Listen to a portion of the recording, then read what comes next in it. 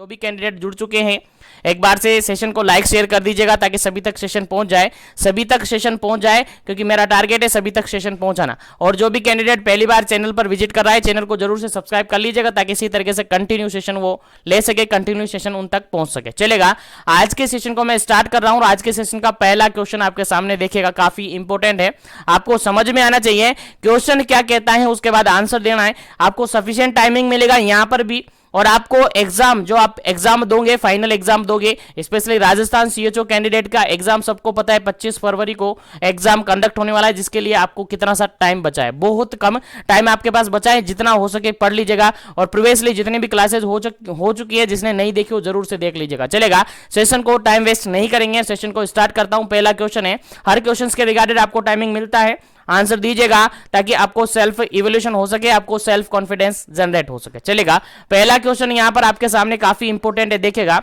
The compression and ventilation ratio in adult. देखिएगा, CPR आपने नाम सुना होगा, सीपीआर आपने नाम सुना होगा, कार्डियो पल्मोनरी रिसक्सिटेशन। क्या नाम सुना होगा? सीपीआर, कार्डियो पल्मोनरी रिसक्सिटेशन आपने सुना होगा।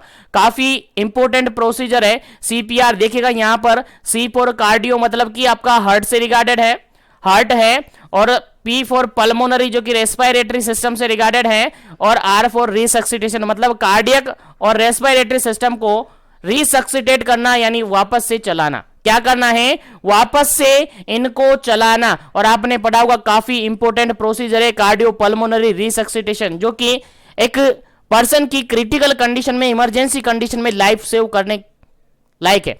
इसी को आपने एक और टॉपिक पढ़ा होगा, बीएलएस, बीएलएस के नाम से भी आपने पढ़ा होगा, बेसिक लाइफ सपोर्ट के नाम से भी आपने इसको पढ़ा होगा। तो यहां से रिगार्डेड क्वेश्चन आपसे यह पूछा गया है कि जो सीपीआर अपन देते हैं, कार्डियो पल्मोनरी रिसक्सिटेशन अपन देते हैं, उसमें कंप्रेशन और वेंटिलेशन का जो रेशियो होता है, कंप्रेशन और वेंटिलेशन अपन देते हैं, एक साइकिल बनाकर देते हैं। तो कंप्रेशन और वेंटिलेशन रेशियो आपसे पूछा है, कंप्रेशन और वेंटिलेशन का रेशियो आपसे पूछा है, किसके अंदर? एडल्ट एज के अंदर। तो आपने कंप्रेशन और वेंटिलेशन रेशियो पढ़ा होगा अच्छी तरीके से, अलग अलग तरीके से, अलग अलग एज ग्रुप में। आपने अडल्ट के अंदर पढ़ा होगा, आपने चाइल्ड के अंदर पढ़ा होगा, आपने इन्फेंट के अंदर पढ़ा होगा, और आपने न्यूबॉर्न के अंदर पढ़ा होगा। सभी के अंदर आपने अच्छी तरीके से पढ़ा होगा, और सभी से रिगार्डेड आपके एग्जाम में क्वेश्चन पूछा जा सकता है। तो याद रखिएगा, काफी इंपॉर्टेंट टॉपिक है, आपको याद होना चाहिए। चलेगा, पहले इसका आंसर बताएगा, फिर इसके बारे में डिस्कस करेंगे। पहला ऑप्शन यहां पर देखिएगा 2:30, सेकंड ऑप्शन है 30:2, थर्ड ऑप्शन है 15:2, और फोर्थ ऑप्शन है 2:15 है। चलेगा, आंसर आपको देना है, क्या इसका करेक्ट आंसर होगा। चलेगा, जल्दी से आपको आंसर देना है कि कंप्रेशन और वेंटिलेशन रेशियो अडल्ट के अंदर, सीपीआर दे रहे हो आप, और सीपीआर जब दे रहे हो तो अडल्ट के अंदर कंप्रेशन और वेंटिलेशन रेशियो कितना रखोगे। चलेगा, आंसर दीजिएगा फटाफट से, क्या इसका करेक्ट आंसर होगा, फिर आपको आंसर बताया जाएगा। इसके रिगार्डेड जो भी रिलेवेंट क्वेश्चंस हैं, जो भी की पॉइंट्स आपके एग्जाम में आ सकते हैं, वो बताए जाएंगे। चलेगा, जल्दी कीजिएगा, क्या इसका करेक्ट आंसर होगा, फिर आगे बढ़ते हैं अपन नेक्स्ट क्वेश्चन पर। चलिएगा, यहां पर अगर बिल्कुल करेक्ट आंसर की बात अपन करते हैं, बिल्कुल करेक्ट आंसर की अपन बात करते हैं, तो अडल्ट की बात की गई है, और अडल्ट की बात की गई है, कंप्रेशन और वेंटिलेशन रेशियो पूछा है। क्या पूछा है? कंप्रेशन और वेंटिलेशन पूछा है। तो इसका जो बिल्कुल करेक्ट आंसर होगा आपका, बिल्कुल करेक्ट आंसर होगा वो आपका, वो होगा ऑप्शन नंबर बी आंसर होगा। क्या होगा जी? ऑप्शन नंबर बी आंसर होगा। देखिएगा, कभी कभार क्या होता है, क्वेश्चन में उल्टा करके दे देते हैं। उल्टा करके कैसे दे देते हैं?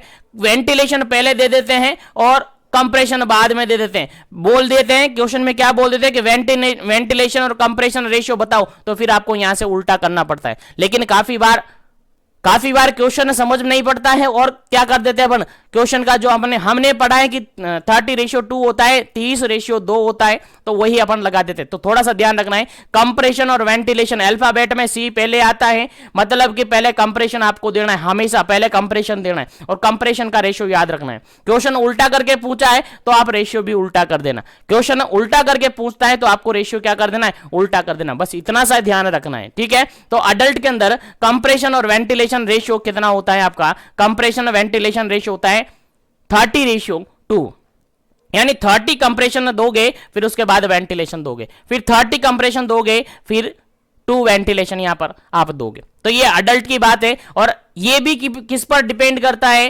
ये कंप्रेशन और वेंटिलेशन जो होता है, रेशियो जो होता है वो डिपेंड करता है, डायरेक्टली डिपेंड करता है रेश स्कोर पर। किस पर डिपेंड करता है? रेश स्कोर पर, कि रेश स्कोर कितने हैं, यानी सीपीआर देने वाले है कितने, कितने आदमी हैं, वो बात है। अगर एक रेश स्कोर है, अगर सिंगल रेश क्यों है तो उसके अंदर रेशियो ये है, अगर डबल रेशियो है तो उसके अंदर रेशियो चेंज हो जाता है। तो मैं थोड़ा सा आपको यहां पर ब्रीफली बता देता हूं ताकि आपको याद रहे। देखिएगा, अगर अडल्ट की अपन बात करें ना, अडल्ट की अपन बात करें तो अडल्ट में चाहे एक रेशियो हो चाहे दो रेशियो हो, चाहे एक हो चाहे दो हो, यहां पर जो कंप्रेशन वेंटिलेशन रहता है वो रेशियो यही रहता है, 30:2 ही रहता है। याद रखिएगा 30:2 ही यहां पर रहता है, 30:2 ही रहता है, चाहे रेशियो एक हो चाहे रेशियो दो हो, 30:2 ही यहां पर, 30:2 ही यहां पर क्या होता है, कंप्रेशन वेंटिलेशन रेशियो रहता है। लेकिन अगर अपन चाइल्ड की बात करें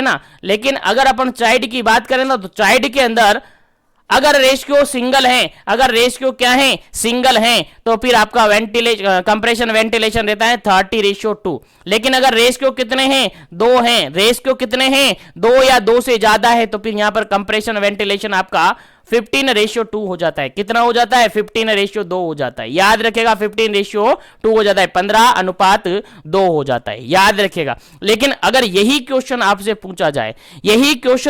पूछा जाए कि इन्फेंट में क्या होगा, तो इन्फेंट में भी आपको सेम याद रखना है, जो इन्फेंट में है, जो चाइल्ड में है वही रहता है। अगर रेशियो एक है तो 30:2 होगा, अगर रेशियो 2 है तो 15:2 होगा। लेकिन अगर यही रेशियो आपसे इन्फेंट में पूछा जाए, इन्फेंट क्या, न्यूबॉर्न की बात की जाए, अगर न्यूबॉर्न का कंप्रेशन वेंटिलेशन रेशियो आपसे पूछा जाए, न्यूबॉर्न का कंप्रेशन एंड वेंटिलेशन रेशियो आपसे पूछा जाए, तो आपका आंसर रहेगा सर इसका अंदर अपन जनरली 90:30 हम करते हैं, 90:30, यानी 90 तो कंप्रेशन और 30 आपका वेंटिलेशन। जनरली अपन कह सकते हैं इसको 3:1 में न्यूबॉर्न के अंदर रेशियो रहता है, 3:1 का यहां पर क्या होता है, न्यूबॉर्न के अंदर रेशियो रहता है। याद रखिएगा, काफी इंपॉर्टेंट क्वेश्चन है, इसलिए मैंने बता दिए हैं, फटाफट से याद कर लीजिएगा, या स्क्रीनशॉट इसको ले लीजिएगा या नोट कर लीजिएगा अपने नोटबुक में। काफी इंपॉर्टेंट क्वेश्चन है आपके एग्जाम पॉइंट ऑफ व्यू से। यहीं से एक और क्वेश्चन मैं आपको बता देता हूं, आगे डिस्कस करते चलेगा, आगे क्वेश्चन में, अगले क्वेश्चन में अपन डिस्कस करेंगे, चलेगा। उम्मीद करता हूं पहला क्वेश्चन आपको बिल्कुल करेक्टली समझ में आ गया होगा। अगर इससे रिगार्डेड क्वेश्चन आपके एग्जाम में आए तो बिल्कुल सही से आपको करना होगा, चलेगा। नेक्स्ट क्वेश्चन की बात करते हैं। जो भी कैंडिडेट सेशन में पहली बार विजिट कर रहे हैं, सेशन को एक बार से लाइक शेयर कर दीजिएगा, और जो भी चैनल पर पहली बार विजिट कर रहे हैं, चैनल को जरूर से सब्सक्राइब करके बेल आइकन कॉल पे प्रेस कर दीजिएगा, ताकि इसी तरीके से कंटिन्यू सेशन उनको मिलता रहे, चलेगा। नेक्स्ट क्वेश्चन की बात करते हैं। सेकंड नंबर क्वेश्चन है, what is the first emergency action during the injury. मान के चलेगा किसी भी पर्सन को कोई इंजरी हुई है, तो उसके टाइमिंग है इमरजेंसी एक्शन क्या लोगे, चलेगा। आंसर आपको देना है, What is the first emergency action during the injury? Injury हुई है तो उसमें सबसे पहला एक्शन क्या होगा, इमरजेंसी कंडीशन है, आंसर देना है ऑप्शन के अकॉर्डिंग। ऑप्शन देखना है, ऑप्शन पढ़ना है, ऑप्शन से एप्रोप्रिएट आंसर आपको चूज करना है, चलेगा। पहला क्वेश्चन, पहला ऑप्शन यहां पर है, असेस द सेंस, पेशेंट का सेंस आप चेक करेंगे। सेकंड है, असेस द विक्टिम, पेशेंट को एक बार से चेक करेंगे, जो विक्टिम है उसको अपन चेक करेंगे, असिस्ट करेंगे। नेक्स्ट है, assist the victim by providing warm blanket, victim को आप चेक करेंगे, उसको ब्लैंकेट अवेलेबल करवाएंगे, वार्म ब्लैंकेट अवेलेबल करवाएंगे। उसके बाद act quickly and provide CPR, act quickly and provide the CPR, चलेगा। अपना सेंस लगाइएगा, दिमाग दौड़ाइएगा और आंसर दीजिएगा क्या इसका करेक्ट आंसर होगा। जल्दी कीजिएगा ताकि ज्यादा से ज्यादा क्वेश्चंस अपन सोल्व करेंगे। मेरा टारगेट है आपकी ये जो ब्लॉक हैं वो इसी एक ही सेशन के अंदर फिनिश हो जाए, ताकि हमारे पास टाइमिंग कम है, ताकि अभी हमारे प्रीवियसली ईयर के जो पेपर हैं वो भी सोल्व करने हैं, चलेगा। यहां पर अगर बिल्कुल करेक्ट आंसर की बात करें तो सेंस से कोई लेना देना नहीं है, विक्टिम असिस्ट करेंगे ये अच्छी बात है, लेकिन एप्रोप्रिएट आंसर आपको देना है। देखिएगा उसके बाद विक्टिम को असिस्ट करके उसको वार्म ब्लैंकेट प्रोवाइड करेंगे, ये भी ठीक है, अच्छी बात है। लेकिन फोर्थ ऑप्शन देखिएगा, एक्ट क्विकली, जल्दी से आपको एक्ट करना है, और एक्ट करके अगर आपको लगता है कि पेशेंट को सीपीआर देने की जरूरत है तो फटाफट से आपको सीपीआर स्टार्ट कर देना है, क्योंकि आपको वहां पर लाइफ बचानी है, वहां पर लाइफ सेव करनी है, बेसिक लाइफ सेव आपको वहां पर करनी है। इसीलिए क्विकली आपको वहां पर एक्ट करना है, जल्दी से पेशेंट को असिस्ट करना है, असिस्ट करके तुरंत उसको क्या, अगर जरूरत पड़ रही है तो उसको सीपीआर देना स्टार्ट कर दो। उसका कार्डियो और पल्मोनरी जो सिस्टम है उसको स्टार्ट कर दो, वापस से चला दो उसको। पहला काम ये बनेगा अगर इमरजेंसी सिचुएशन में है तो अप्रोप्रिएट आंसर क्या होगा आपका? ऑप्शन नंबर डी बिल्कुल करेक्ट आंसर होगा। क्या होगा जी? ऑप्शन नंबर डी बिल्कुल करेक्ट आंसर होगा। चलिएगा, उम्मीद है समझ में आ गया होगा। तो नेक्स्ट क्वेश्चन पर चलते हैं। चलिएगा, नेक्स्ट क्वेश्चन आपके सामने थर्ड नंबर काफी इंपॉर्टेंट है, देखिएगा। क्वेश्चन है carotid pulse should be checked for during a CPR. देखिएगा, सीपीआर की कंडीशन है, सीपीआर दे रहे हो या सीपीआर देने वाले हो, उससे पहले आप क्या करेंगे? कैरोटिड पल्स, देखिए अलग अलग पल्स चेक की जाती है, अलग अलग पल्स चेक की जाती है। इन्फेंट के लिए अलग की जाती है, एडल्ट के अंदर अलग की जाती है, चाइल्ड के अंदर अलग की जाती है। तो यहां पर मान के चलेगा क्वेश्चन, अभी इसको बाद में डिस्कस करते हैं, पहले यहीं से क्वेश्चन बता देते हैं। मान के चलेगा कोई अडल्ट पर्सन है और इमरजेंसी कंडीशन में आपको एक अडल्ट मिला है, तो सबसे पहले आपको लगता है काफी कंडीशन खराब है, तो कौन सी पल्स आप चेक करेंगे?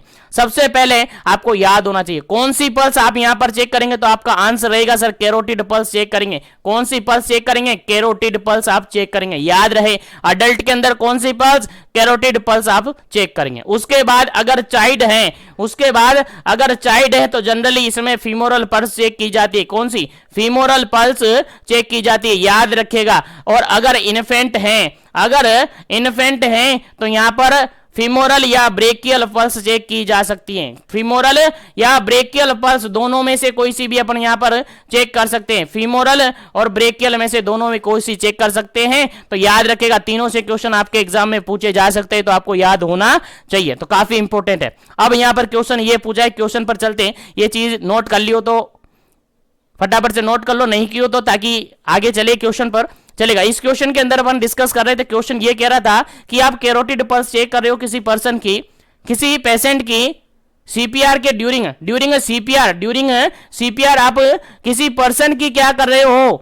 पल्स चेक कर रहे हो, कैरोटिड पल्स। तो कितने टाइमिंग तक आपको, एटलीस्ट कितने टाइमिंग तक सीपीआर के दौरान आपको कैरोटिड पल्स चेक करनी है? कितना टाइम आप दोगे पल्स को चेक करने में? चलेगा, आंसर दीजिएगा। पहला ऑप्शन यहां पर है 5 to 10 सेकेंड, सेकेंड ऑप्शन है 10 to 15 सेकेंड, थर्ड ऑप्शन है 15 to 20 सेकेंड और फोर्थ ऑप्शन है लेस देन 5 सेकेंड। चलिएगा, आंसर बताइएगा क्या इसका करेक्ट आंसर होगा।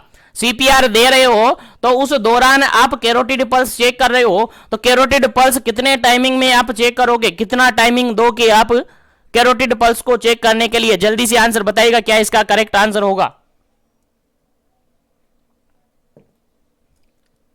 चलेगा, बिल्कुल करेक्ट आंसर है ऑप्शन नंबर यहां पर ए, बिल्कुल करेक्ट आंसर है। ऑप्शन नंबर फर्स्ट बिल्कुल करेक्ट आंसर है। 5 से लेकर 10 सेकंड वहां पर देंगे, 5 to 10 सेकंड में आप कैरोटिड पल्स को क्या करेंगे? चेक करेंगे। याद रखेगा, इंपॉर्टेंट क्वेश्चन है। 5 से 10 सेकंड में आप क्या कर लेंगे? सीपीआर के दौरान कैरोटिड पल्स को क्या कर लेंगे? चेक कर लेंगे। याद रखेगा, इंपॉर्टेंट है। चलेगा, नेक्स्ट क्वेश्चन की बात करते हैं।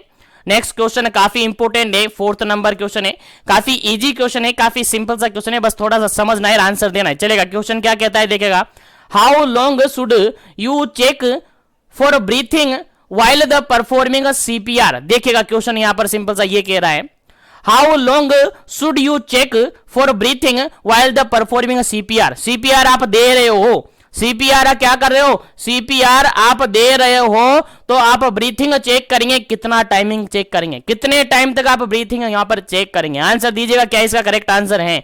पहला ऑप्शन है do not check for breathing continue chest compression, check नहीं करेंगे, कंटिन्यू चेस्ट कंप्रेशन देते रहेंगे। सेकंड ऑप्शन है 2 सेकंड चेक करेंगे, थर्ड ऑप्शन है 5 सेकंड चेक करेंगे और फोर्थ ऑप्शन है no longer than 10 second, 10 second से ज्यादा नहीं करेंगे। चलिएगा, आंसर बताइएगा क्या इसका करेक्ट आंसर होगा। जल्दी से आपको आंसर देना है, फिर आगे बढ़ेंगे अपन नेक्स्ट क्वेश्चन पर। उम्मीद है सारे क्वेश्चन आपको समझ में आ रहे होंगे और सारे क्वेश्चन आपको याद रहेंगे, क्योंकि इनमें से आपके एग्जाम में क्वेश्चन आएंगे, इनसे बाहर कोई क्वेश्चन नहीं आएंगे, क्योंकि पूरा मोल्डेड करके, पूरा मॉड्यूल्स छानबीन करके आपको आंसर दिए जा रहे हैं, आपको क्वेश्चन अवेलेबल करवाए जा रहे हैं। चलेगा, क्वेश्चन की बात करते हैं अपन। फोर्थ नंबर क्वेश्चन सिंपल सा ये कह रहा था कि आपको ब्रीथिंग चेक कर रहे हैं तो कितना टाइमिंग आप चेक करेंगे ड्यूरिंग सीपीआर? जब आप सीपीआर दे रहे हैं, कार्डियो पल्मोनरी रिसक्सिटेशन आप कर रहे हैं, तो कितना टाइमिंग तक आप ब्रीथिंग चेक करेंगे? तो इस क्वेश्चन का बिल्कुल राइट आंसर होता है आपका option number D.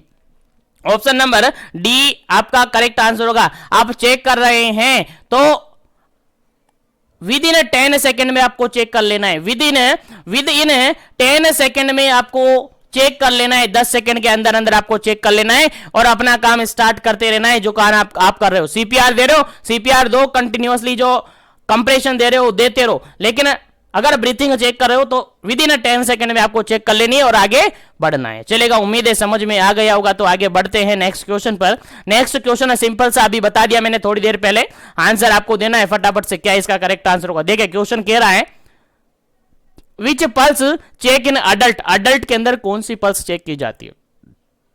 During a CPR or before CPR कौन सी पल्स आप चेक करेंगे, किसके अंदर बात की गई है, अडल्ट के अंदर। चलिएगा आंसर दीजिएगा। पहला आंसर, पहला ऑप्शन यहां पर रेडियल पल्स, सेकंड ऑप्शन है कैरोटिड पल्स, थर्ड ऑप्शन है temporal pulse is palpated to see the effectiveness of CPR, और थर्ड ऑप्शन है, फोर्थ ऑप्शन है यहां पर फीमोरल पल्स। चलिएगा कौन सी पल्स आप यहां पर चेक करेंगे। चलेगा, अभी थोड़ी देर पहले मैंने बताया था कि अगर अडल्ट पर्सन है तो उसके अंदर कौन सी पल्स चेक करेंगे। बिल्कुल सही आंसर है option number B, option number B बिल्कुल सही आंसर है। यहां पर कैरोटिड पल्स चेक करते हैं। अडल्ट के अंदर कौन सी पल्स चेक करते हैं, कैरोटिड पल्स चेक करते हैं। याद रहे, भूलना नहीं है, कौन सी पल्स, कैरोटिड पल्स। चलेगा आगे बढ़ते हैं नेक्स्ट क्वेश्चन पर।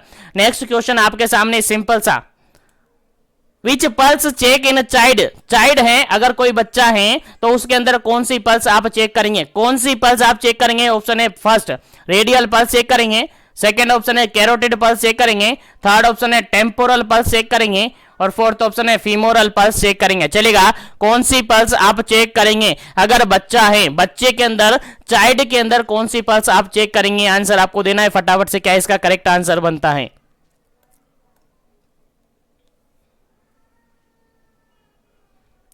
चलेगा, यहां पर अगर बिल्कुल करेक्ट आंसर की अपन बात करें तो चाइल्ड के अंदर जो अपन पल्स चेक करते हैं that is a femoral check करते हैं। कौन सी चेक करते हैं जी, फीमोरल पल्स चेक करते हैं। याद रखिएगा, इंपॉर्टेंट क्वेश्चन है। आगे बढ़ते हैं नेक्स्ट क्वेश्चन पर। उम्मीद है सभी क्वेश्चन समझ में आ रहे होंगे। चलेगा, नेक्स्ट क्वेश्चन की बात करते हैं। नेक्स्ट क्वेश्चन की बात करते हैं, 7 नंबर क्वेश्चन है, which pulse check in infant, infant के अंदर कौन सी पल्स चेक करते हैं। फटाफट से आंसर दीजिएगा, क्या इसका करेक्ट आंसर है। वैसे तो सारे क्वेश्चन के आंसर मैंने पहले ही आपको बता दिए थे, बाकी क्वेश्चन मैंने सेट किए हैं तो आपको याद रखिएगा, आपको याद रखना पड़ेगा, आपको याद होना चाहिए कौन सी पल्स चेक करेंगे। इन्फेंट की बात की जा रही है। चलेगा, radial pulse, brachial pulse, carotid pulse, femoral pulse. चलेगा, आंसर बताएगा क्या इसका करेक्ट आंसर होगा, फिर इसके बाद इसका करेक्ट आंसर बताया जाएगा और आगे बढ़ा जाएगा नेक्स्ट क्वेश्चन पर। चलेगा, यहां पर अगर बिल्कुल करेक्ट आंसर की बात अपन करें, बिल्कुल करेक्ट आंसर की बात अपन करें तो यहां पर ब्रेकियल पल्स चेक की जाती है। ब्रेकियल पल्स या फिर अपन फीमोरल पल्स भी चेक कर सकते हैं। याद रखिएगा, ब्रेकियल या फीमोरल पल्स भी अपन यहां पर चेक कर सकते हैं। याद रखिएगा, इंपॉर्टेंट है। चलेगा, आगे बढ़ते हैं अपन नेक्स्ट क्वेश्चन पर। नेक्स्ट क्वेश्चन यहां पर काफी इंपॉर्टेंट है। जो भी कैंडिडेट नए जुड़ रहे हैं सेशन में, एक बार से सेशन को लाइक शेयर कर दीजिएगा ताकि सभी तक पहुंच जाए, सभी को बेनिफिट हो, और चैनल को जरूर से सब्सक्राइब कर लीजिएगा, साथ ही सभी को बेनिफिट हो, और चैनल को जरूर से सब्सक्राइब कर लीजिएगा ताकि सभी इसी तरीके से कंटिन्यू सेशन लेते रहे। चलेगा, नेक्स्ट क्वेश्चन की बात करते हैं। 8 नंबर क्वेश्चन है, what will be first action if carotid pulse not पाल्पेटेड। चलेगा, आपका क्या एक्शन होगा, आपका सबसे पहला एक्शन क्या होगा। मान के चलेगा कोई पर्सन आपको मिला है, मान के चलेगा आप कहीं जा रहे थे, मान के चलेगा कहीं जा रहे थे, रोड साइड पर आपको कोई पर्सन मिला है, रोड साइड पर कोई पर्सन आपको मिला है, अनकॉन्शियसली बेहोश पड़ा मिला है, आपने देखा और आप उसके पास गए, आपने उसको उठाया और उसकी पल्स चेक करी। पहले तो उससे पूछा, आवाज लगाई, उसको नहीं सुना, आपने उसकी पल्स चेक करी, आपने उसकी पल्स चेक करी, कैरोटिड पल्स चेक करी, और उसके क्या हो रहा है, कैरोटिड पल्स ही पाल्पेट नहीं हो रही है, कैरोटिड पल्स ही पाल्पेट नहीं हो रही है। तो सबसे पहला एक्शन आपका क्या होगा, आंसर दीजिएगा। पहला ऑप्शन है यहां पर compression of heart, second option है क्लियर एयरवे, थर्ड ऑप्शन है स्टार्ट ऑक्सीजन थेरेपी, और फोर्थ ऑप्शन है असिस्ट अदर वाइटल ऑर्गन। चलिएगा, फटाफट से क्या इसका करेक्ट आंसर आप लगाएंगे। चलेगा, यहां पर अगर बिल्कुल करेक्ट आंसर की बात अपन करें तो देखिएगा यहां पर बिल्कुल करेक्ट आंसर है, अगर कैरोटिड पल्स फील ही नहीं हो रही है, पाल्पेट ही नहीं हो रही है, तो फटाफट से आपको क्या कर देना है, चेस्ट कंप्रेशन देना पड़ेगा। चेस्ट कंप्रेशन देना पड़ेगा क्योंकि उसकी चेस्ट ही नहीं चल रही, उसका हार्ट ही काम नहीं कर रहा, उसकी कैरोटिड पल्स ही पाल्पेट नहीं कर पा रही है। तो ऐसी कंडीशन में सबसे इमीडिएटली आपका जो फर्स्ट एक्शन होगा, आपको हार्ट कंप्रेशन करना होगा, चेस्ट कंप्रेशन स्टार्ट करना होगा। और अगर चेस्ट कंप्रेशन से अगर उसका पाल्पेट हो जाती है, उसकी कैरोटिड पल्स वापस से आ जाती हैं, तो आगे वो सर्वाइव कर सकता है। तो इमीडिएटली जो आपका एक्शन होता है वो क्या होता है, कंप्रेशन करना, चेस्ट कंप्रेशन यानी हार्ट कंप्रेशन आप करना स्टार्ट कर देते हैं। पहला एक्शन आपका होगा अगर ऐसी सिचुएशन में आपको क्लाइंट मिलता है, पेशेंट मिलता है तो। चलेगा, आगे बढ़ते हैं नेक्स्ट क्वेश्चन पर। उम्मीद है समझ में आ रहे होंगे। चलेगा, नेक्स्ट क्वेश्चन है आपका 9 नंबर क्वेश्चन है और टाइमिंग कम है, इसीलिए कंटिन्यूअसली बने रहेगा, कंसंट्रेशन के साथ बने रहेगा। उन सभी क्वेश्चंस को आपको मिशन एजुकेशन पर अवेलेबल करवा रखा है, वहां पर भी आप इनको पढ़ सकते हैं इजीली। चलेगा, नेक्स्ट क्वेश्चन की अगर बात करें पर, in case of accident what would you first examine. In case of accident, सबसे पहले आप देखिएगा एक ऐसा केस आपको मिलता है जो कि एक्सीडेंट केस है, एक एक्सीडेंट केस आपको मिलता है और आप गए, सबसे पहले क्या एग्जामाइन करोगे।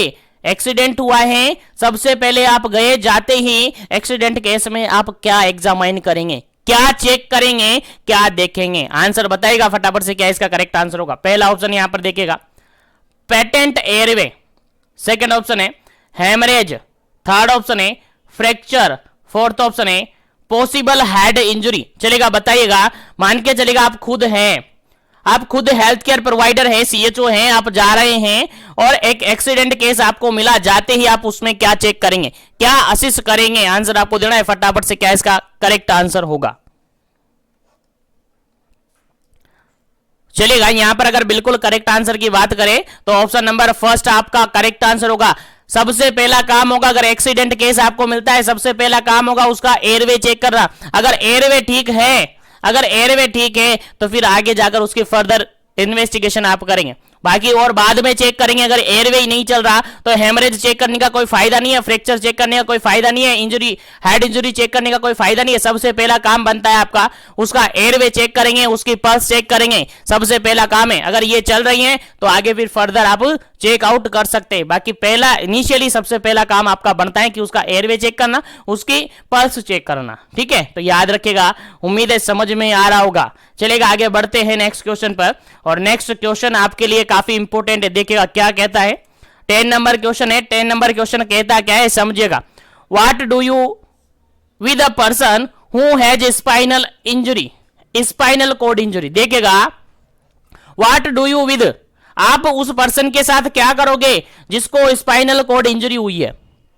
स्पाइनल कॉर्ड इंजरी हुई है अगर किसी पर्सन को, तो उस पर्सन के साथ आप क्या करेंगे। आंसर बताएगा, अकॉर्डिंग टू ऑप्शन आपको आंसर देना है। पहला ऑप्शन है बेंड द नेक, पेशेंट की, जो भी पेशेंट आपके पास हैं जिसको स्पाइनल कॉर्ड इंजरी हुई है, सबसे पहला काम करेंगे कि आप उसकी नेक को बेंड करेंगे। सेकेंड ऑप्शन है stabilize their head and neck against the movement, आपकी उसकी हेड और नेक को क्या कर देंगे, स्टेबलाइज कर देंगे, स्टेबल कर देंगे। नेक्स्ट ऑप्शन है stretch the stretch the back, उसको बैक की तरफ क्या करेंगे, स्ट्रेच करेंगे। नेक्स्ट है लिफ्ट देयर लेग, उसकी लेग को लिफ्ट करेंगे, उठाएंगे। चलिएगा, आंसर बताइएगा क्या इसका करेक्ट आंसर होगा। अगर कोई ऐसा पेशेंट आपको मिला है, कोई ऐसा पेशेंट आपके पास है जिसको स्पाइनल कॉर्ड इंजरी हुई है, तो सबसे पहले या आप उसके साथ क्या करेंगे। फॉलोइंग ऑप्शन के अकॉर्डिंग आंसर आपको देना है फटाफट से, क्या इसका करेक्ट आंसर होगा।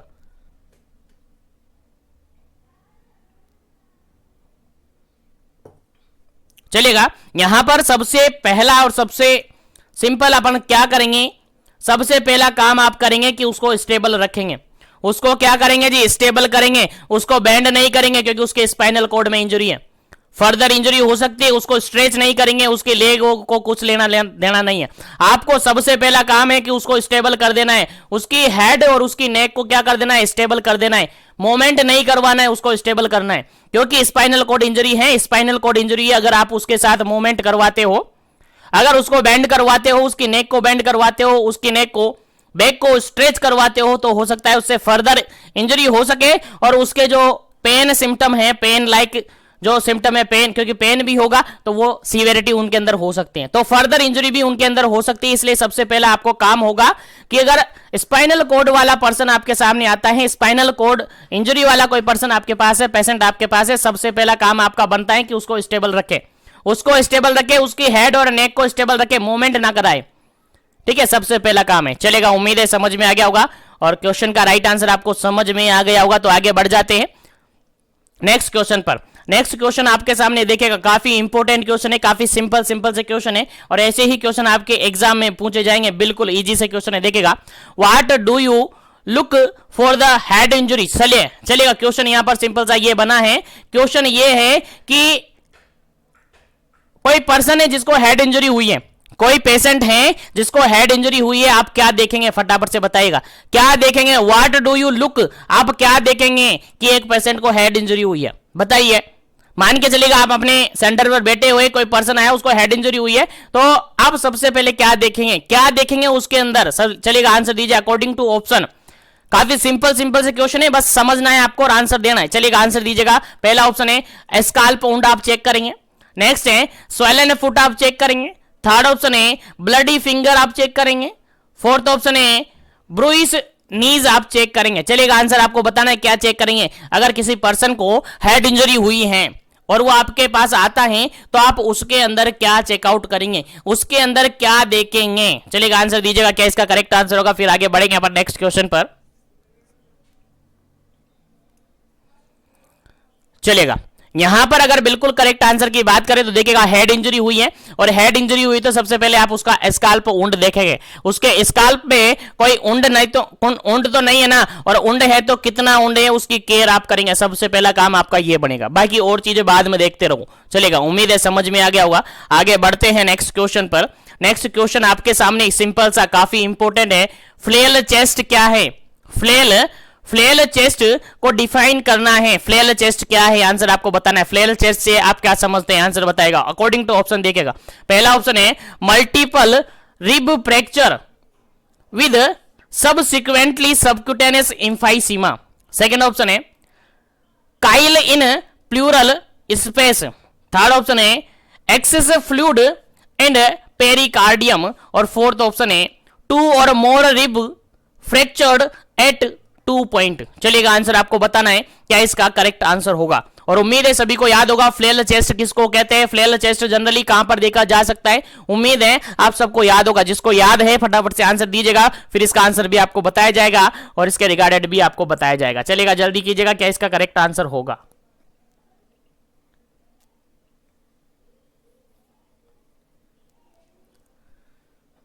सॉरी। चलेगा, यहां पर अगर बिल्कुल करेक्ट आंसर की बात अपन करें तो फ्लेल चेस्ट जनरली अपन कहे तो फ्लेल चेस्ट जनरली अपन कहे तो ऑप्शन नंबर डी बिल्कुल करेक्ट आंसर होगा। ऑप्शन नंबर डी बिल्कुल करेक्ट आंसर होगा। कैसे, 2 या 2 से ज्यादा 2 और मोर रिब्स फ्रैक्चर्ड एट 2 पॉइंट। अगर 2 या 2 से ज्यादा फ्रैक्चर हो चुकी है, 2 या 2 से ज्यादा रिब्स आपस में क्या हो चुकी है, फ्रैक्चर हो चुके हैं, तो फ्रैक्चर होने के कारण से उस पर्सन के अंदर फ्लेल चेस्ट देखने को मिलेगा।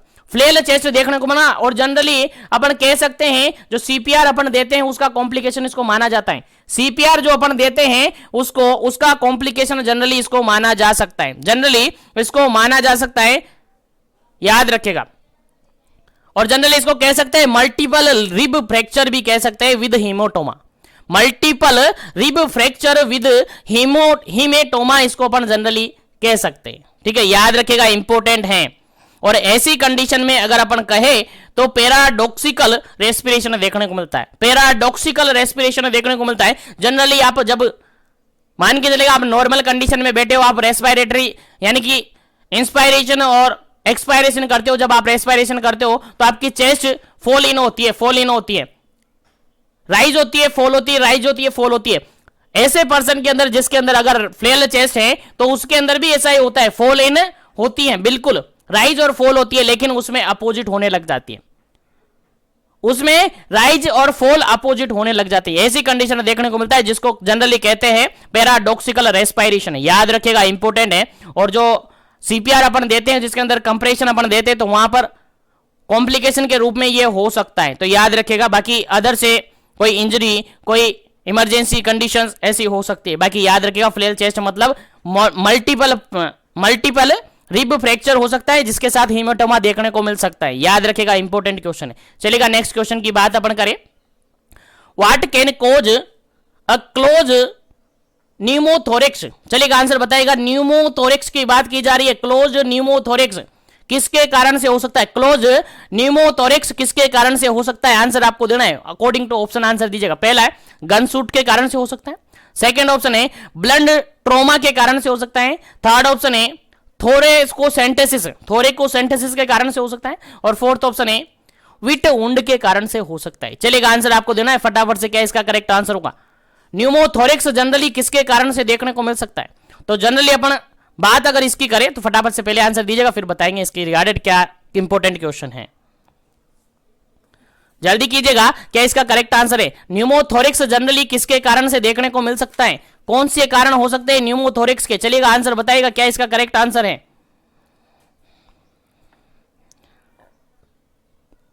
चलेगा, यहां पर बिल्कुल करेक्ट आंसर की अगर बात करें अपन तो ऑप्शन नंबर बी बिल्कुल करेक्ट आंसर होगा। अगर ब्लंट ट्रोमा हुआ है, चेस्ट ट्रोमा हुआ है, ब्लंट चेस्ट ट्रोमा अगर हुआ है, chest trauma, blunt chest trauma हुआ है तो जनरली अपन कह सकते हैं कि उसके अंदर न्यूमोथोरेक्स देखने को मिल सकता है। याद रखेगा, काफी इंपॉर्टेंट है। चलेगा आगे बढ़ते हैं नेक्स्ट क्वेश्चन पर, आगे बढ़ते हैं नेक्स्ट क्वेश्चन पर। थोड़ा स्पीडली चल रहा हूं क्योंकि मेरा टारगेट है आज के सेशन के अंदर, इसी सेशन के अंदर आपके सारे क्वेश्चंस कवर करवा लिया जाए, पूरे ब्लॉक को इसी सेशन के अंदर फिनिश करवा ली जाए, क्योंकि अपने पास टाइमिंग कम है, इसलिए थोड़ा स्पीडली में चल रहा हूं। चलेगा नेक्स्ट क्वेश्चन की बात करते हैं। 14 नंबर क्वेश्चन है, और 14 नंबर क्वेश्चन कहता क्या है देखिएगा, what cause of pneumothorax, what causes of pneumothorax, pneumothorax क्या होता है जनरली, ये बात बताइएगा। आंसर अकॉर्डिंग टू ऑप्शन आपको देना है, व्हाट कोज ऑफ न्यूमोथोरेक्स। ठीक है, आंसर बताएगा, पहला ऑप्शन यहां पर अकॉर्डिंग टू ऑप्शन आंसर देना है, an accumulation of pus in the thoracic cavity. Next option है an accumulation of fluid in thoracic cavity. Third option है an accumulation of air in thoracic cavity, और fourth option है an accumulation of blood in thoracic cavity. चलेगा, pneumothorax generally कहेंगे किसको? Pneumothorax generally अपन कहते किसको है, होता क्या है न्यूमोथोरेक्स? चलेगा आंसर बताएगा, क्या इसका करेक्ट आंसर है? क्या पस एक्यूमुलेट हो जाना थोरेसिक कैविटी में, क्या फ्लूइड एक्यूमुलेट हो जाना थोरेसिक कैविटी में, क्या एयर एक्यूमुलेट हो जाना थोरेसिक कैविटी में, क्या ब्लड एक्यूमुलेट हो जाना कहां पर? थोरेसिक कैविटी के अंदर। आंसर दीजिएगा फटाफट से, क्या इसका करेक्ट आंसर है? न्यूमोथोरेक्स को जनरली अपन क्या कहेंगे?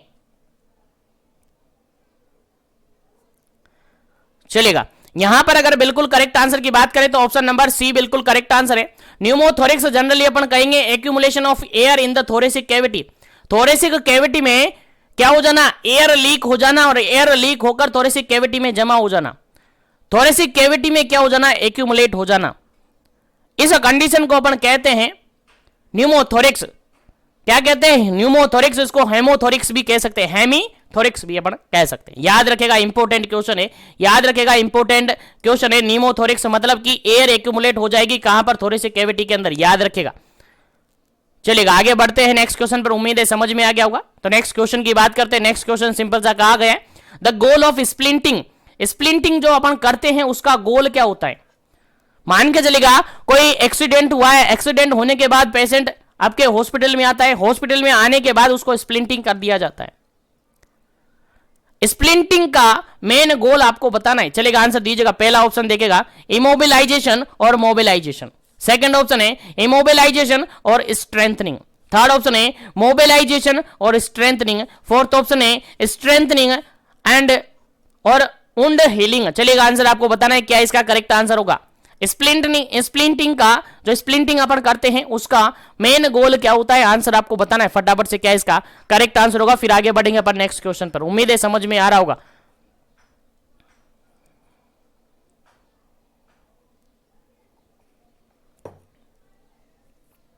चलेगा, यहां पर अगर बिल्कुल करेक्ट आंसर की अपन बात करें तो स्प्लिंटिंग मतलब इसका जनरली अपन कहें तो इसका मेन गोल जो होता है वो होता है आपका इमोबिलाइज करना, इमोबिलाइज करना और मोबिलाइज करना। बिल्कुल करेक्ट आंसर है ऑप्शन नंबर ए, बिल्कुल करेक्ट आंसर है इस क्वेश्चन का।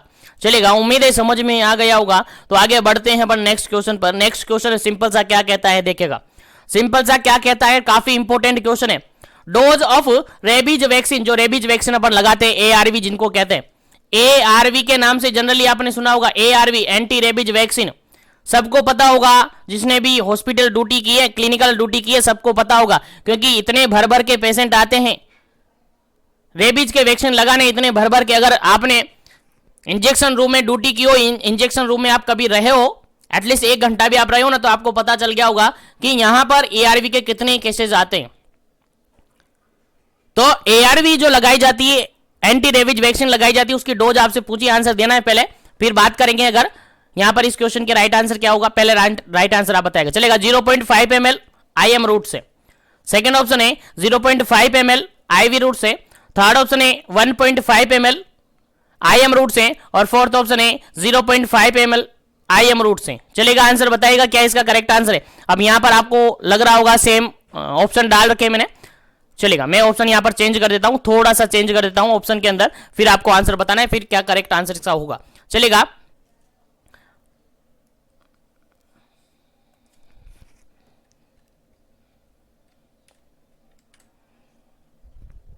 चलेगा आप बताइएगा क्या इसका करेक्ट आंसर होगा। देखिएगा यहां पर आपसे पूछिए डोज, क्या पूछिए जी, डोज पूछिए, और जो एआरवी लगाते अपन रेबीज वैक्सीन लगाते हैं उसकी डोज आपसे पूछिए। चलेगा, आंसर आपको देना है, ऑप्शन देख लीजिएगा। पहला ऑप्शन है 0.5 ml IM रूट से, 0.5 ml IV रूट से, 1.5 ml IM रूट से, और 0.5 ml SC रूट से। चलेगा, आंसर बताइएगा क्या इसका करेक्ट आंसर होगा। और जिसने भी करंटली ड्यूटीज की होगी, क्लिनिकली ड्यूटीज की होगी इंजेक्शन रूम में, वहां उनको पता है, अभी थोड़ा सा कंफ्यूजन उनके माइंड में हो सकता है। देखेगा यहां पर अगर अपन देखें, यहां पर अगर हम देखें प्रैक्टिकली बात अपन करें, थ्योरेटिकल बात अलग बात है, लेकिन प्रैक्टिकली बात अपन करें तो यहां पर देखेगा पहले पुराना डाटा है और पुराने अकॉर्डिंग है ये रूट और डोज है। देखेगा रेबीज की जो वैक्सीन लगाई जाती है वो 0.5 ml लगाई जाती है, कितने लगाई जाती है 0.5 ml लगाई जाती है, और IM रूट से लगाई जाती है 0.5 ml लगाई जाती है, और IM रूट से लगाई जाती है, ये पुरानी बात है। अभी जो करंटली ARV लगाते हैं, एंटी रेबीज वैक्सीन जो लगाते हैं, और जनरली इंसुलिन सिरिंज जो आती है, छोटी वाली इंसुलिन सिरिंज आती है, उससे लगाई जाती है, और यूनिट के हिसाब से लगाई जाती है, उसमें काउंट करके यूनिट के हिसाब से लगाई जाती है, और जनरली अभी उसको ID रूट से लगाने लगे हैं। करंटली प्रैक्टिस में जो चल रहा है वो उसको ID रूट से लगाने लगे हैं, ठीक है। और उसके अंदर आई थिंक 8 यूनिट तक वो लगाते, 1 यूनिट उसके अंदर भर लेते हैं। इंसुलिन सिरिंज देखिए ना आपने, उसके अंदर 8 यूनिट भर लेते हैं, उसमें दोनों तरफ के जो शोल्डर हैं, दोनों तरफ के जो शोल्डर है वहां पर लगाई जाती है, और ID रूट से लगाई जाती है, याद रखिएगा। बाकी ये डाटा अभी करंटली है और आपकी मॉड्यूल्स के अंदर भी ये मेंशन नहीं है, तो अकॉर्डिंग टू आपके मॉड्यूल्स अगर अपन देखें तो 0.5 ml IM रूट आपको याद रखना है। बाकी अगर आपको करंटली याद रखना है तो ये याद रखना है ID रूट से इसको लगाने लगे हैं आजकल, और दोनों तरफ लगाई जाती है, एक ही तरफ नहीं लगाई जाती, दोनों तरफ शोल्डर पर ID रूट से, इंट्राडर्मल रूट से ये लगाई जाती है, याद रखेगा। बाकी सब कुछ सेम है, शेड्यूल सेम है, बस थोड़ा सा इनको ये चेंजेस किया गया है रूट और डोज के अंदर। बाकी आप अपने मॉड्यूल्स के अकॉर्डिंग देखें तो 0.5 ml ही लगाई जाती है और IM रूट से ही लगाई जाती है, याद रखिएगा, इंपॉर्टेंट है, भूलना नहीं है। चलिएगा आगे बढ़ते हैं नेक्स्ट क्वेश्चन पर।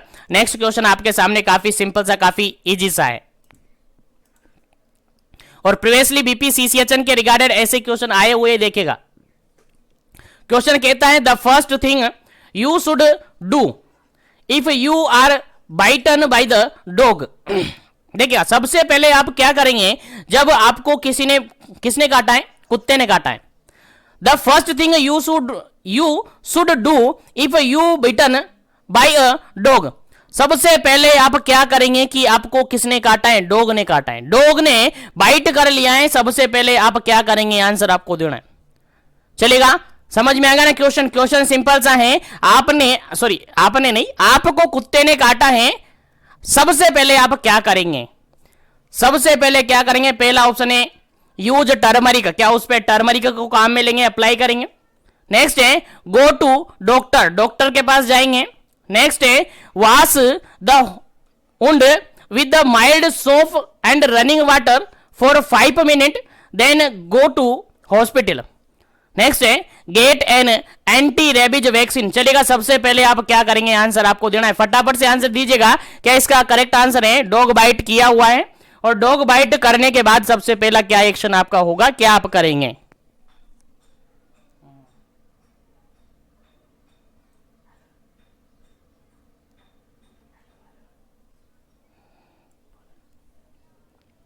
हाँ तो बताइए इसका क्या करेक्ट आंसर होगा।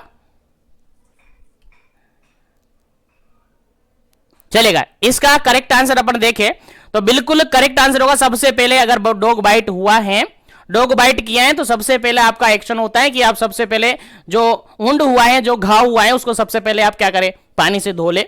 साबुन ले सकते हैं रनिंग वाटर में, आपको एटलीस्ट 5 से 10 मिनट या 5 मिनट आप मान के चलेगा, उसको रनिंग वाटर में क्या करना है, वॉश करना है, सबसे पहला काम होगा। उसके बाद आप हॉस्पिटल जा सकते हैं और हॉस्पिटल में जो भी उसके रिगार्डेड ट्रीटमेंट होगा वो हॉस्पिटल में करेंगे। बाकी सबसे पहला काम क्या करेंगे, आप वुंड को क्या करेंगे, घाव को क्या करेंगे, पानी से और साबुन से धोएंगे रनिंग वाटर के अंदर। ठीक है, तो उम्मीद है यहां तक समझ में आ गया होगा। तो आगे बढ़ते हैं अपन नेक्स्ट क्वेश्चन पर, आगे बढ़ते हैं नेक्स्ट क्वेश्चन पर। याद रखना है, भूलना नहीं है, प्रीवियसली बीपीसीसीएचएन के अंदर ये आया हुआ क्वेश्चन है। सबसे पहला एक्शन क्या होगा, और यहां से कॉन्ट्रा इंडिकेशन भी पूछा हुआ है क्वेश्चन, यहां से आपको मैं बता दूं। देखिएगा यहां पर सबसे पहला काम होता है आपका कि सबसे पहले आप क्या करेंगे, वुंड को यानी जो डॉग बाइट हुआ है उसको सबसे पहले आप क्या करेंगे, वॉश करेंगे, धोएंगे रनिंग वाटर में, आप उसको क्या कर लेंगे, धो लेंगे। उसके बाद आप क्या करेंगे, डॉक्टर के पास जा सकते हैं, लेकिन एक कंडीशन कभी फॉलो नहीं करनी है, कभी वुंड को सूचर नहीं लगाने। ये आपके लिए एक्सेप्ट करके क्वेश्चन पूछा जा सकता है। वुंड को सूचरिंग और कोटराइजेशन नहीं करनी है, प्रीवियसली बीपीसीसीएचएन के अंदर पूछा हुआ है। ठीक है, सब करेंगे लेकिन कोटराइजेशन और सूचर वहां पर वुंड को नहीं करेंगे, याद रखिएगा, इंपॉर्टेंट क्वेश्चन है। चलेगा, आगे बढ़ते हैं नेक्स्ट क्वेश्चन पर। उम्मीद है यहां तक सभी क्वेश्चन समझ में आ गए। और नेक्स्ट क्वेश्चन आपका काफी इंपॉर्टेंट है, देखिएगा। जो भी कैंडिडेट नहीं जुड़ रहे हैं चैनल पर, चैनल को जरूर से सब्सक्राइब कर लीजिएगा और बेल आइकन कॉल पे प्रेस कर लीजिएगा, ताकि सभी को इसी तरीके से कंटिन्यू सेशन मिलते रहे। और जो ज्यादा से ज्यादा शेयर करना है इस सेशन को, ताकि सभी तक पहुंच जाए, क्योंकि ये सेशन आपके लिए, आपके एग्जाम पॉइंट ऑफ व्यू से काफी इंपॉर्टेंट है। चलेगा, नेक्स्ट क्वेश्चन की बात करें। 18 नंबर क्वेश्चन क्या कहता है, देखिएगा 18 नंबर क्वेश्चन कहता है, व्हाट कॉजेज रेबीज। रेबीज के पीछे क्या कारण होते हैं, रेबीज जो होता है उसके पीछे कारण कौन होता है, आंसर देना है। पहला ऑप्शन है वर्म होता है, सेकंड ऑप्शन है वायरस होता है, थर्ड ऑप्शन है बैक्टीरिया होता है, फोर्थ ऑप्शन है फंगस होता है। चलेगा, आंसर बताइएगा क्या इसका करेक्ट आंसर होगा। रेबीज के पीछे का कारण क्या है, वर्म है, वायरस है, बैक्टीरिया है, फंगस है। चलेगा, आंसर दीजिएगा क्या इसका करेक्ट आंसर होगा। फिर आगे बढ़ेंगे अपन नेक्स्ट क्वेश्चन पर। उम्मीद है यहां तक सभी क्वेश्चन आपको समझ में आ रहे होंगे, और सभी क्वेश्चन आपको समझ में आने चाहिए, क्योंकि काफी इंपॉर्टेंट क्वेश्चन है आपके एग्जाम पॉइंट ऑफ व्यू से। चलेगा, देखिएगा यहां पर जो रेबीज होता है वो रेबीज वायरस है। क्या है जी, वायरस है। रेबीज क्या है, एक वायरस के कारण से होता है। रेबीज क्या है, एक वायरस के कारण से होता है, याद रखिएगा। और ये क्वेश्चन रेबीज से रिगार्डेड क्वेश्चन आपको फर्स्ट पेपर सेकंड पेपर दोनों में देखने को मिल सकता है, इसलिए भूलना नहीं है, काफी इंपॉर्टेंट क्वेश्चन है। और आता ही आता है, रेबीज से रिगार्डेड, डॉग बाइटिस से रिगार्डेड क्वेश्चन आता ही आता है, क्योंकि आप सीएचओ हो, कम्युनिटी हेल्थ ऑफिसर हो, आपका काम कहां चलेगा, आपका काम कहां चलेगा, कम्युनिटी के अंदर। कम्युनिटी के अंदर कुत्ते नहीं काटेंगे तो कौन काटेगा, बिल्कुल वहां पर होगा। मलेरिया हो गया, फाइलेरिया हो गया, ऐसे कंडीशन ज्यादातर वहां पर आपको देखने को मिलेंगे। हाइपरटेंशन से रिगार्डेड आपको क्वेश्चन आएगा। पहले अपन एक बार सिलेबस पूरा कर लेते हैं, फिर मैं आपको सिलेक्टेड टॉपिक बताऊंगा, उन टॉपिक को तो अच्छे तरीके से आपको पढ़ लेना है। ठीक है, वहां से तो 100% क्वेश्चन आपके एग्जाम में आएगा डेफिनेटली। चलेगा, पढ़ते हैं नेक्स्ट क्वेश्चन के बाद। 19 नंबर क्वेश्चन है। 19 नंबर क्वेश्चन कहता है, रेबीज स्प्रेड बाय। रेबीज जो होता है वो स्प्रेड होता है, किसके द्वारा रेबीज स्प्रेड होता है, आंसर बताइएगा।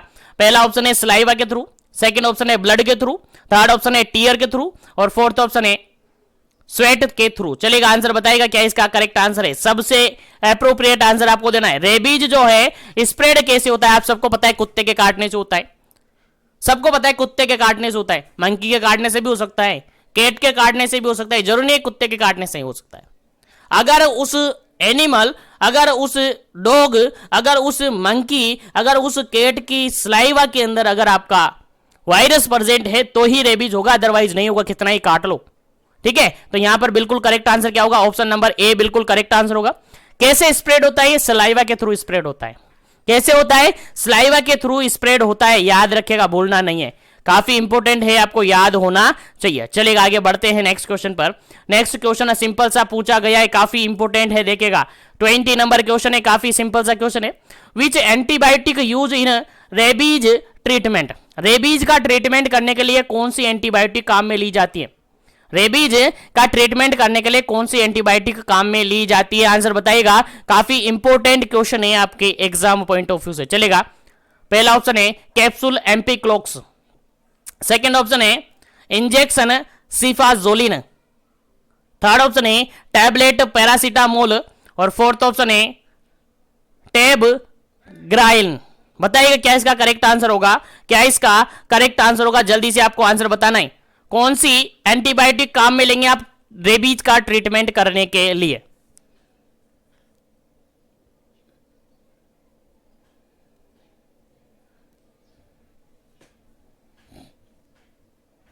चलेगा, यहां पर अगर बिल्कुल करेक्ट आंसर की अपन बात करें ना, तो रेबीज का ट्रीटमेंट करने के लिए अपन एंटीबायोटिक लेते हैं कैप्सूल, एंटीबायोटिक कैप्सूल लेते हैं एम्पिक्लोक्स, याद रखेगा इंपॉर्टेंट है।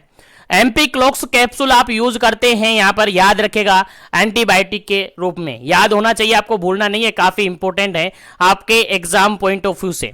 और उम्मीद है सभी सेशन आपने प्रीवियसली सभी सेशन देख लिए होंगे, जिसने नहीं देखे वो देख लीजिएगा, क्योंकि सारे सेशन आपके लिए काफी इंपॉर्टेंट है। सारे सेशन में आपका पूरा सिलेबस मोल्डेड करके भरा हुआ है, पूरा सिलेबस मोल्डेड करके अवेलेबल करवा दिया है सभी सेशन के अंदर। और ये मान के चलेगा लास्ट सेशन आपका है जिसमें आपका सिलेबस है, उसके बाद आपके प्रीवियसली ईयर के पेपर स्टार्ट हो जाएंगे। प्रीवियस ईयर के जितने भी पेपर हुए हैं वो सारे हम सोल्व कर लेंगे।